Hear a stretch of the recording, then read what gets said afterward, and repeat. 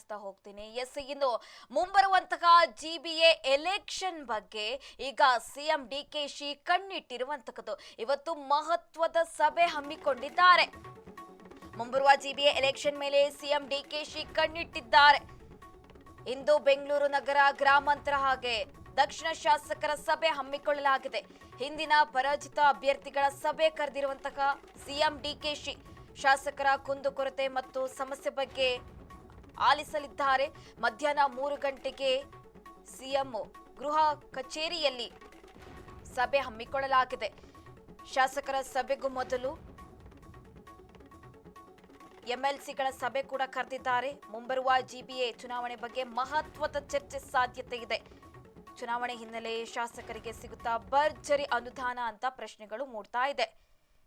S Maruti, details ಕೊಡ್ತಾ ಇದ್ರಿ. ಒಂದು ಕಡೆ ಈ ವಿಚಾರ ಅದೇ, ಇನ್ನೊಂದು ಕಡೆ ಮುಂಬರುವಂತಹ GBA ಎಲೆಕ್ಷನ್ ಮೇಲೆ ಸಿಎಂ DKಶಿ ಕಣ್ಣಿಟ್ಟಿರುವಂತದ್ದು.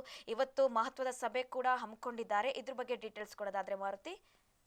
ಸುರಭಿ, ಹೌದು, ನಿನ್ನೆ ಶಾಸಕರ ಸಭೆಯನ್ನ ಕರೆದಿದ್ದು ಅಂತಂದ್ರೆ ಅಂದ್ರೆ ಬೆಂಗಳೂರಿನ ಹೊರತುಪಡಿಸಿ ಉಳಿದ ಜಿಲ್ಲೆಗಳ ಸಭೆಯನ್ನ ಕರೆದಿದ್ರು. ಆ ಸಭೆಯಲ್ಲಿ ಸಾಕಷ್ಟು ವಿಚಾರಗಳ ಬಗ್ಗೆ ಚರ್ಚೆ ಆಗಿದೆ.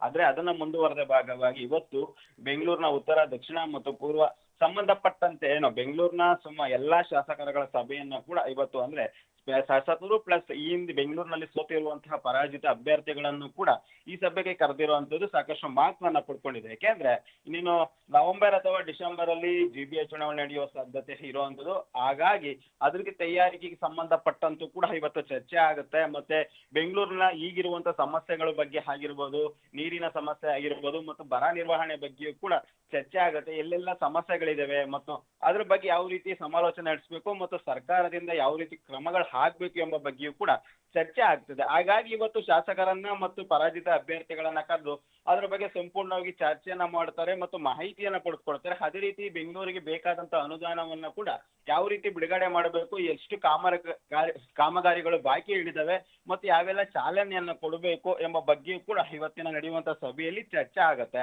ಆದ್ರೆ ಈ ಸಭೆಯಲ್ಲಿ ಮತ್ತಷ್ಟು ಮಹತ್ವವನ್ನ ಪಡ್ಕೊಳ್ತಾ ಇರುವಂತದ್ದು ಒಂದಷ್ಟು ಬೆಂಗಳೂರಿನ ಶಾಸಕರು ಕೂಡ ಸಚಿವ ಸ್ಥಾನದ ಆಕಾಂಕ್ಷಿಗಳಾಗಿದ್ರು. ಅವರಿಗೆ ಸಚಿವ ಸ್ಥಾನ ಸಿಕ್ಕಿರಲಿಲ್ಲ. ಪ್ರಮುಖವಾಗಿ ಎಂ ಕೃಷ್ಣಪ್ಪ ಆಗಿರ್ಬೋದು ಮತ್ತು ಅವರ ಮಗ ಪ್ರಿಯೇಶ್ ಕೃಷ್ಣ ಆಗಿರ್ಬೋದು, ಇವರಿಗೆ ಸಚಿವ ಸ್ಥಾನ ಸಿಕ್ಕಿರ್ಲಿಲ್ಲ. ಇಂದಿನ ಸಭೆಯಲ್ಲಿ ಅವರು ನಾನು ಮತ್ತೆ ಮಾತನಾಡಿಸ್ತೀನಿ ನಿಮ್ನ. ಎಸ್, ಇನ್ನು